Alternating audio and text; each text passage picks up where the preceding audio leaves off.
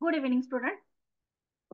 ये video start करने से पहले मैं आप सभी स्टूडेंट को ये बताना चाहूंगी कि हमारे जो चैनल है उस चैनल पर सावित्रीबाई फुले पुणे यूनिवर्सिटी की बीकॉम एमकॉम सभी क्वेश्चन पेपर सभी कैलकुलेशन के टॉपिक्स की और सभी कैलकुलेशन के सब्जेक्ट की क्वेश्चन पेपर्स एंड उसका सॉल्यूशन अवेलेबल है। आप सिर्फ जो एसपीपीयू क्वेश्चन पेपर सॉल्यूशन की प्लेलिस्ट है वो प्लेलिस्ट चेक कीजिए। नियर अबाउट 106 वीडियोस उस पर अपलोड है। तो सभी क्वेश्चन पेपर कैलकुलेशन की जो सब्जेक्ट है तो वो सभी सब्जेक्ट की क्वेश्चन पेपर अवेलेबल है एज वेल एज एमलॉ देन इकोनॉमिक्स उनकी भी क्वेश्चन पेपर एंड ऑब्जेक्टिव भी अवेलेबल है। तो आप सिर्फ प्लेलिस्ट चेक कीजिए, उसमें आपको सभी वीडियोस मिल जाएगी। और एक आपको इंस्ट्रक्शन है कि हमारे चैनल के ऊपर सभी BCom MCom MBA then CA CMA के जो स्टूडेंट है या फिर जो एम बी बीबीए के स्टूडेंट है तो उनके भी लिए टैक्स की सभी वीडियोस अवेलेबल है, अकाउंट की सभी वीडियोस अवेलेबल है, कॉस्ट एंड वर्क अकाउंट की भी सभी वीडियोस अवेलेबल है। मतलब BCom MCom MBA BBA CA CMA के सभी स्टूडेंट जो है वो हमारे चैनल की वीडियोस फॉलो कर सकते हैं। आपको सिर्फ क्या करना है कि प्लेलिस्ट चेक करनी है। प्लेलिस्ट में जो टॉपिक होगा उस टॉपिक के अंडर जो वीडियोस है वो वीडियोस आप देख सकते हैं। और एनईपी का जो न्यू सिलेबस आया है तो उसके अनुसार भी एमकॉम के स्टूडेंट के लिए सभी वीडियोस अवेलेबल है। आप सिर्फ प्लेलिस्ट चेक कीजिए या फिर जो वीडियो आती है, मतलब जैसे कि अभी मैं टीवाई बीकॉम की वीडियो बना रही हूँ तो उसके डिस्क्रिप्शन बॉक्स में भी आप चेक कर सकते हैं। तो आपको सभी टॉपिक्स मिल जाएंगे। तो डिस्क्रिप्शन बॉक्स में चेक कीजिए या फिर प्लेलिस्ट में चेक कीजिए, सभी वीडियोस हमारे चैनल पर अवेलेबल है। नियर अबाउट 1000 वीडियोस है हमारे चैनल के ऊपर। तो अभी हम स्टार्ट कर रहे हैं। इसका पहला पार्ट मैंने ऑलरेडी अपलोड किया है जिसमें मैंने एमसीक्यू सॉल्व किए हैं। देन इंटरनल रिकंस्ट्रक्शन या फिर कैपिटल रिकंस्ट्रक्शन जिसको बोलते हैं उसका प्रॉब्लम की सॉल्यूशन है और इन्वेस्टमेंट अकाउंट की सॉल्यूशन है पहले पार्ट में। आज मैं सेकंड पार्ट अपलोड कर रही हूँ जिसमें सिर्फ बैंकिंग कंपनी फाइनल अकाउंट जो है तो उसका प्रॉब्लम मैं अपलोड कर रही हूँ। तो देखिए स्टार्ट करते हैं ये क्वेश्चन पेपर का सॉल्यूशन। तो यहाँ पर हमें क्वेश्चन नंबर 3 में पुनीत बैंक लिमिटेड आगरा का प्रॉब्लम दिया गया है। ये जो प्रॉब्लम है ये सेम जनसेवा बैंक जो है उसका ऑलरेडी हमारे चैनल के ऊपर प्रॉब्लम की वीडियो अवेलेबल है सॉल्यूशन के। तो सेम है लेकिन सिर्फ अमाउंट जो है वो 50% की गई है, मतलब हाफ हाफ अमाउंट करके ये प्रॉब्लम दिया गया है। तो सेम प्रॉब्लम है, उसका सॉल्यूशन जो है वो जनसेवा बैंक का जो प्रॉब्लम है उसके अनुसार ही है। लेकिन जो अमाउंट है वो हाफ करके दी गई है और एक दो अमाउंट चेंज हुई है। तो हम अभी स्टार्ट करते हैं। देखिए एक इजी मेथड है ये प्रॉब्लम सॉल्व करने की। तो इजी मेथड क्या है कि आप जैसे ही शेड्यूल बनाएंगे तो शेड्यूल की जो पोस्टिंग है वो तुरंत स्टेटमेंट में कर दीजिए। तो यहाँ पर हमें दो स्टेटमेंट प्रिपेयर करने होते हैं। तो एक है ये स्टेटमेंट जहां पर हमें प्रॉफिट एंड लॉस अकाउंट बनाना होता है। तो यहाँ पर देखिए जो प्रॉफिट एंड लॉस का स्टेटमेंट होता है इस तरह से ड्रॉ करना होता है। तो पहले ही हम इस तरह से प्रॉफिट एंड लॉस का एक स्टेटमेंट ड्रॉ करके रखेंगे। यहाँ पर एक चेंज है डेट का। तो इस तरह से प्रॉफिट एंड लॉस का स्टेटमेंट आप पहले से ड्रॉ करके यहाँ पर ये जो हमने हेडिंग दिए है वो भी दे करके रखनी है। देन बैलेंस शीट का जो स्टेटमेंट है वो भी हमें ड्रॉ करना है। तो पहले से हम बैलेंस शीट का जो स्टेटमेंट है वो भी ड्रॉ करके रखेंगे इस तरह से। तो balance sheet and profit and loss पहले से ही ड्रॉ करके रखने हैं। अभी हम जो सॉल्यूशन है वो किस तरह से लिखना है वो स्टार्ट करते हैं।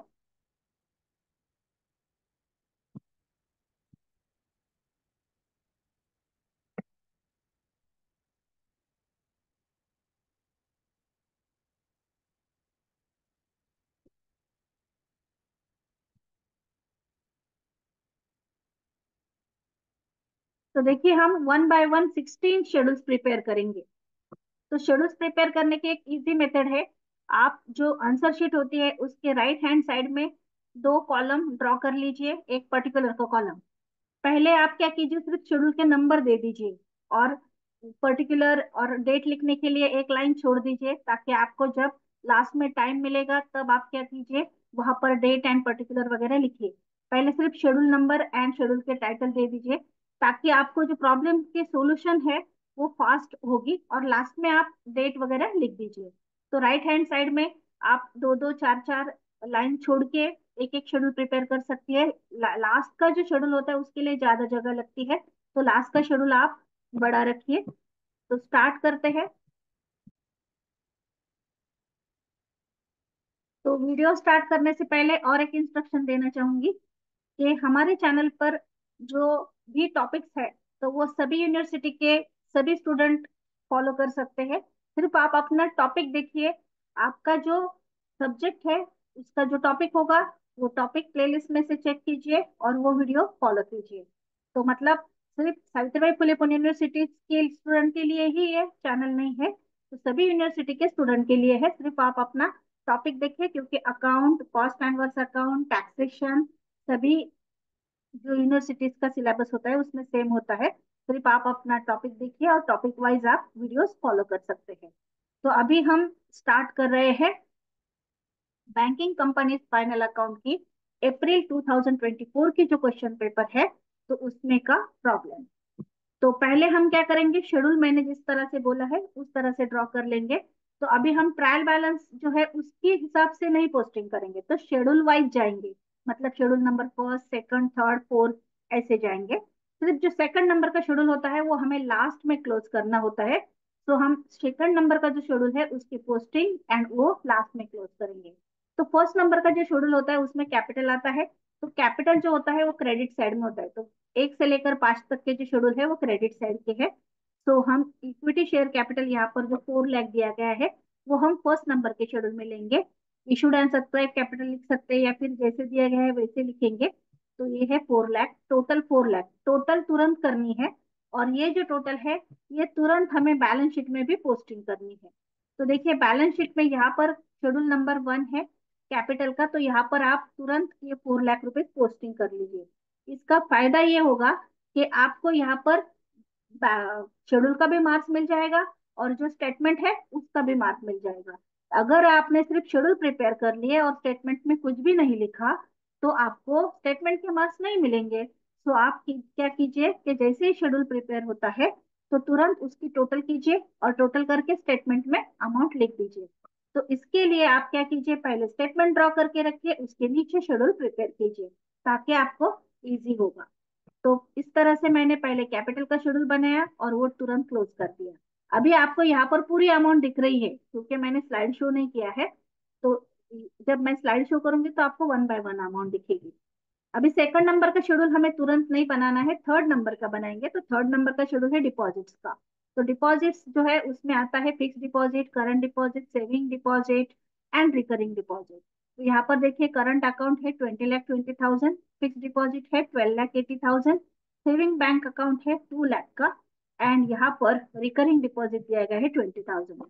तो 4 पोस्टिंग यहाँ पर हमारे डिपॉजिट के शेड्यूल में होंगे, fix deposit 12,80,000, saving deposit 2 lakh, current account 20,20,000 and recurring deposit 20,000।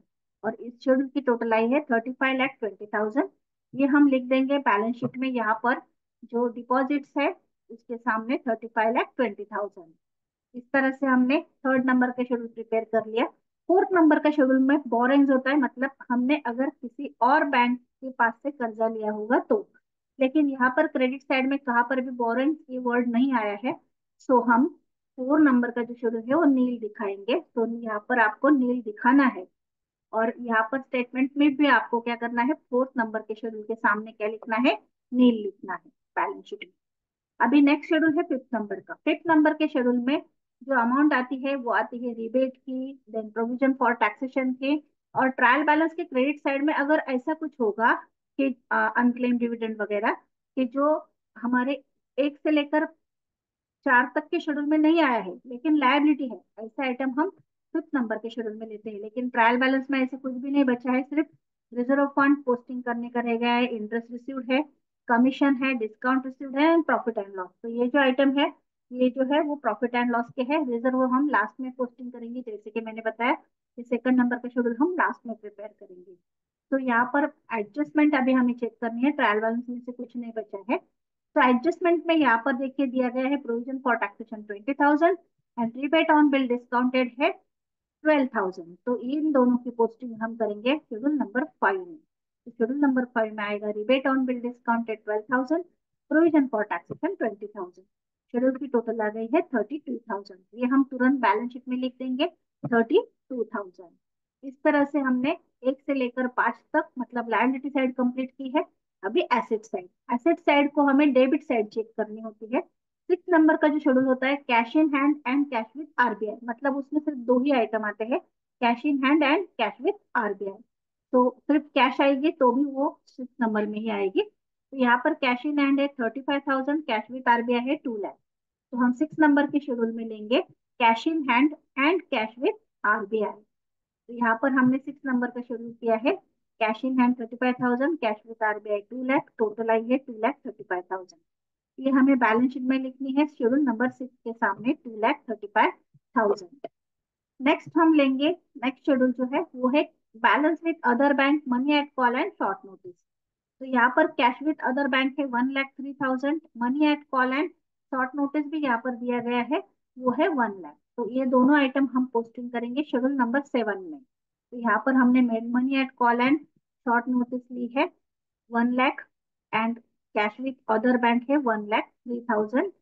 तो यहाँ पर हमने टोटल की है दोनों की 2,03,000। यहाँ पर ये शेड्यूल कंप्लीट हुआ है, तो हम बैलेंस शीट में लेंगे 2,03,000 7 नंबर के सामने। अभी शेड्यूल नंबर 8 जिसमें इन्वेस्टमेंट आती है, तो इन्वेस्टमेंट के लिए हम डेबिट साइड ही चेक करेंगे क्योंकि एसेट साइड शुरू है। तो इन्वेस्टमेंट में हम क्या क्या लेंगे, गोल्ड 39,000।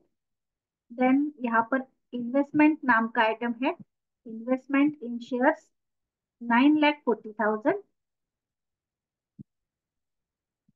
And government bonds 20,000। तो ऐसे 3 आइटम हम इन्वेस्टमेंट में पोस्टिंग करेंगे। तो शेड्यूल नंबर 8, यहाँ पर investment in share 9,40,000, gold 39,000, government bonds 20,000, total I 9,99,000। तो ये हम लेंगे बैलेंस शीट में, यहाँ पर 8 नंबर के शेड्यूल के सामने 9,99,000।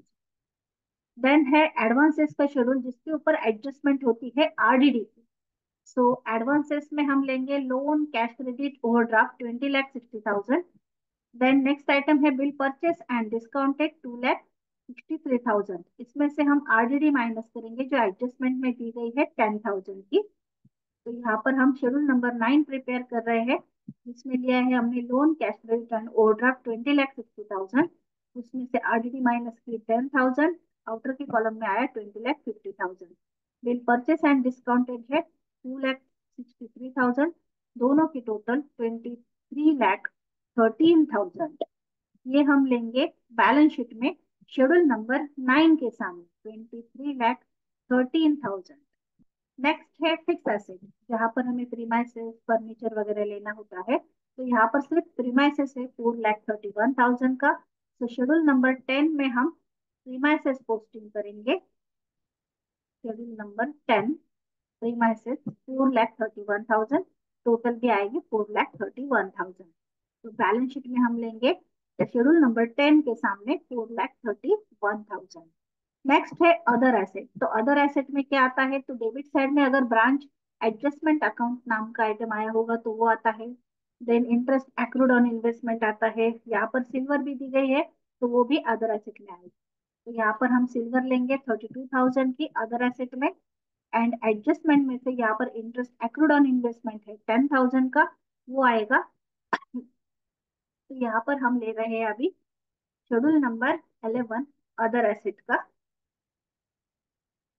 interest accrued on investment 10,000 and silver ठीक है 32,000, दोनों की टोटल 42,000।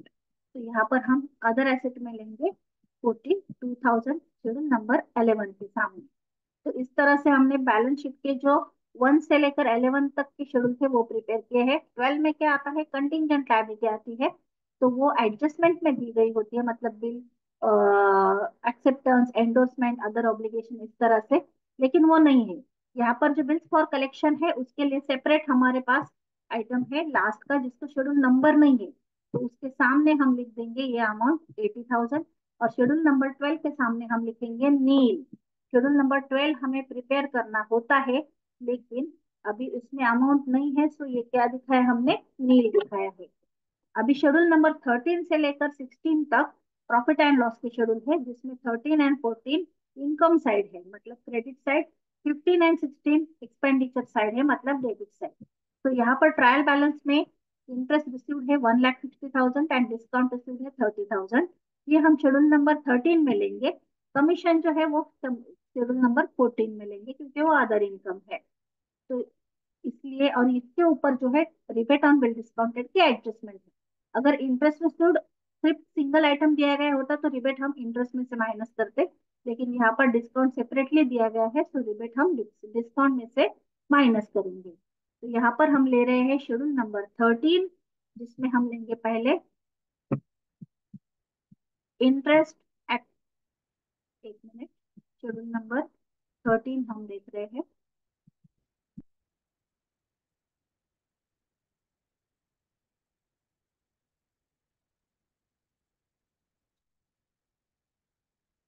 शेड्यूल नंबर 13, यहाँ पर हम ले रहे हैं डिस्काउंट 30,000 का। इसमें से रिबेट माइनस करना है, जो एडजस्टमेंट में दिया गया था 12,000, माइनस करके आउटर के कॉलम में 18,000। देन इंटरेस्ट की अमाउंट दी गई है 1,60,000 ट्रायल बैलेंस में। और एडजस्टमेंट में इंटरेस्ट एक्रूड ऑन इन्वेस्टमेंट जो था उसका एक इफेक्ट हमने ऑलरेडी दिया है शेड्यूल नंबर 11 में, उसका सेकंड इफेक्ट यहाँ पर आएगा। रिबेट का भी सेकंड इफेक्ट हमने ऑलरेडी दिया है शेड्यूल नंबर 5 में। तो यहाँ पर 13 की टोटल आई 1,88,000। अभी ये जो है टोटल, ये हम पोस्टिंग करेंगे प्रॉफिट एंड लॉस में। तो यहाँ पर प्रॉफिट एंड लॉस का जो स्टेटमेंट हमने प्रिपेयर किया है, वहां पर शेड्यूल नंबर 13 के सामने लीजिए 1,88,000।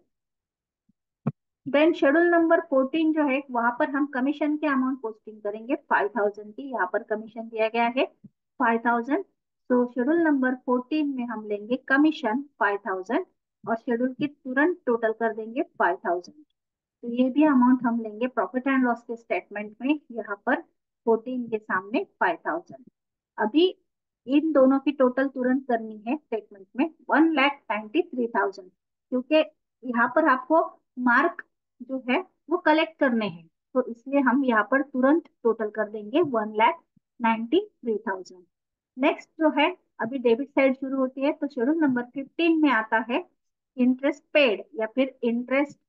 यहाँ पर दिया गया है देखिए 23,000, ये सिंगल आइटम आएगा, या फिर इंटरेस्ट ऑन डिपॉजिट वगैरह इस तरह से आता है, तो वो शेड्यूल नंबर 15 में आता है। तो शेड्यूल नंबर 15 में हम लेंगे इंटरेस्ट पेड 23,000, 23,000 की टोटल आएगी। और प्रॉफिट एंड लॉस के स्टेटमेंट में 15 के सामने लिखिए 23,000। नेक्स्ट जो है ऑपरेटिंग एक्सपेंसेस, यहाँ पर बहुत सारे आइटम आते हैं, क्योंकि जो रिमेनिंग एक्सपेंडिचर होते हैं वो सभी 16 नंबर में आते हैं। तो कौन से आइटम पोस्टिंग के बाकी है, जनरल एक्सपेंसेस पोस्टिंग का बाकी है। देन यहाँ पर जो है डेप्रिसिएशन ऑन प्रीमाइसेस है 27,000 का, एंड रेंट पेड का जो आइटम है वो है 30,000 का। तो ये थ्री आइटम जो है वो आएंगे शेड्यूल नंबर 16 में। तो general expenses 32,000, depreciation on premises 27,000, rent 30,000, इनकी टोटल आई है 89,000। तो शेड्यूल नंबर 16 के सामने हम लिखेंगे 89,000। अभी हमें प्रोविजन के सामने आरडीडी एंड टैक्स, इसका जो सेकंड इफेक्ट होता है वो लेना है। तो यहाँ पर देखिए एडजस्टमेंट में टैक्स है 20,000 एंड आरडीडी है 10,000, दोनों की टोटल करके यहाँ पर मैंने लिखा है 30,000। अभी इन तीनों की टोटल करनी है, मतलब 23,000, 89,000 एंड 30,000। तो टोटल आई है 1,42,000। तो यहाँ पर अभी हम क्या करेंगे, 1,93,000 में से 1,42,000 माइनस करेंगे, और जो आएगा वो लिखेंगे प्रॉफिट फॉर द ईयर के सामने। तो वो आया है 51,000 इस ईयर का प्रॉफिट। अभी profit and loss brought down जो है उसके सामने प्रीवियस ईयर का प्रॉफिट लिखना है। तो प्रीवियस ईयर का प्रॉफिट आपको मिलेगा ट्रायल बैलेंस में क्रेडिट साइड में। यहाँ पर देखिए 1,20,000 प्रॉफिट एंड लॉस अकाउंट 1 अप्रैल 2022 का है, वो हम यहाँ पर लिखेंगे profit and loss brought down के सामने। अभी हमें इन दोनों की टोटल करनी है। तो इन दोनों की टोटल आई 1,71,000। अभी प्रॉफिट फॉर द ईयर जो है उसके ऊपर 25% का स्टैट्यूटरी रिजर्व निकालना है। अभी आप पूछेंगे कि मैडम आपके कुछ वीडियो में 20% बताया गया है, अभी आप 25% निकाल रही है। तो यहाँ पर देखिए डायरेक्टली प्रॉब्लम में 25% बताया गया था। तो आप 25% फैक्टर रिजर्व लीजिए। सो 25% हमें निकालना है किसके ऊपर, करंट ईयर के प्रॉफिट के ऊपर, मतलब जो हमने अभी का जो एक्सपेंडिचर माइनस करके प्रॉफिट निकाला है ना इनकम में से, उसके ऊपर 25%। तो 51,000 के ऊपर 25% निकाला, वो लिखा यहाँ पर फैक्टर रिजर्व के सामने। तो यहाँ पर हम लिखेंगे 25% ट्रांसफर टू फैक्टर रिजर्व 12,750। अभी 1,71,000 में से 12,750 माइनस करने हैं, तो हमारा नेट प्रॉफिट कैरी डाउन आया 1,58,250। और ये जो ऊपर की टोटल है वो नीचे टैली टोटल करके लिखिए 1,71,000। अभी ये जो दो अमाउंट है, मतलब 25% statutory reserve and net profit, ये दोनों अमाउंट लेंगे हम शेड्यूल नंबर 2 में, जो मैंने जैसे कि बताया था कि लास्ट में हम प्रिपेयर करेंगे। तो शेड्यूल नंबर 2 में हमें यहाँ पर ट्रायल बैलेंस में जो रिजर्व फंड दिया गया था 1 लाख, वो लिखना है। और ये दो आइटम, तो यहाँ पर अभी हम लास्ट में प्रिपेयर कर रहे हैं शेड्यूल नंबर 2। लेकिन आप लिखते वक्त सिक्वेंसली फर्स्ट सेकंड थर्ड ऐसे ही लिखना है, ये सिर्फ ब्लैंक रखना है, लास्ट में प्रिपेयर करना है। तो रिजर्व फंड आया है 1 लाख, स्टैट्यूटरी रिजर्व है 12,750 and net profit brought down है 1,58,250। तो इनकी टोटल करके 2,71,000 शेड्यूल नंबर 2 की टोटल आई है। ये हम लेंगे बैलेंस शीट में, एंड लास्ट में अभी बैलेंस शीट टैली करना है। तो यहाँ पर हमने रिजर्व एंड सरप्लस की टोटल ली 2,71,000। अभी बैलेंस शीट जो है वो टैली हुआ है 42,23,000 को। तो मैं अभी आपको पूरा प्रॉब्लम वंस अगेन दिखाती हूँ।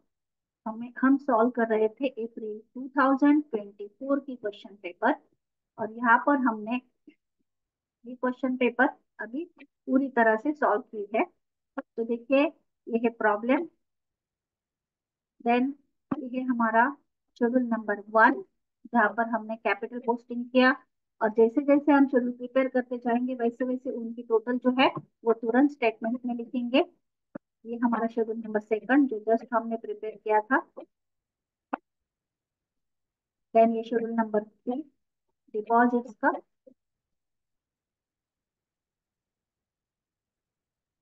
शेड्यूल नंबर 4 नील था। शेड्यूल नंबर 5 जहाँ पर rebate and provision for taxation दो पोस्टिंग थी। Schedule number 6, schedule number 7, schedule number 8, schedule number 9,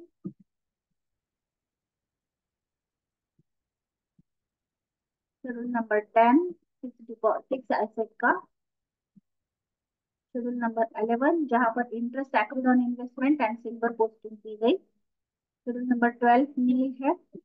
schedule number 13 interest earn का।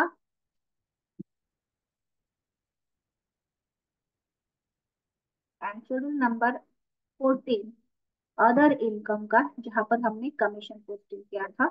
एंड लास्ट शेड्यूल जो है, sorry second last, schedule number 15 interest expended का। And last schedule operating expenses का, जहां पर bank operating expenses दिए जाते हैं। और ये हमारा प्रॉफिट एंड लॉस का स्टेटमेंट 13-14 की टोटल की हमने 1,93,000, 15-16 एंड प्रोविजन की total 1,42,000। Profit and loss brought down जो है ट्रायल बैलेंस में से लिया था। ये जो प्रॉफिट फॉर द ईयर है इनकम में से एक्सपेंडिचर माइनस करके आया है, इसके ऊपर 25% हमने स्टैट्यूटरी रिजर्व निकाला 12,750। टोटल प्रॉफिट जो है 1,71,000, उसमें से 12,750 माइनस करके नेट प्रॉफिट निकाला 1,58,250। टैली टोटल दिखाई 1,71,000। And then balance sheet prepare किया। Capital 4 lakh, reserve and surplus 2,71,000, deposit 35,20,000, borrowing nil, other liabilities 32,000, then cash in hand and with RBI 2,35,000, Balance with other bank money at call and short notice 2 lakh 3,000, investment 9 lakh 99,000, advances 23 lakh 13,000, fixed assets 4 lakh 31,000, other asset 42,000, 12 नंबर का जो है continuous liability nil and that total है 42 लाख 23,000।